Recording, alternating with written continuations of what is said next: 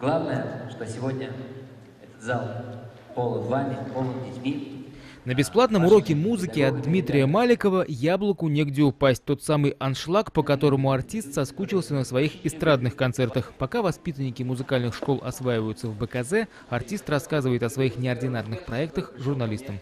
Я, например, выпустил новую пластинку, и поскольку в магазинах ее продавать уже, очень маленькие тиражи и все, она называется «Панацея», она имеет такой немножко вид таблетки в виде рояля.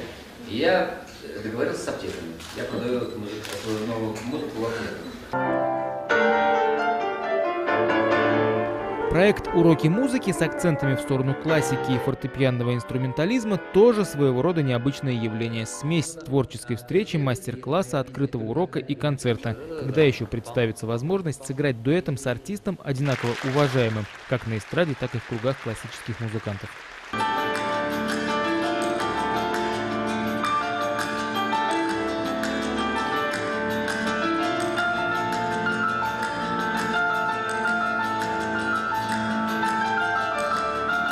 Необходимо заниматься музыкой, что детям, даже если они не выберут профессию музыканта как основную, все равно очень важно получить начальное музыкальное образование, потому что это действительно разовьет их как духовную личность, понимаете, культурную личность. Проект «Уроки музыки» Дмитрий Маликов начал 2 года назад и первым делом отправился по городам Крайнего Севера. Теперь очередная серия интерактивных занятий началась с Татарстана и охватывает города Поволжья. Вчера Набережные Челны, сегодня Казань, завтра Йошкар-Олы. В целом график у артиста весьма насыщенный, так что за 10 дней ему предстоит объехать 7 городов.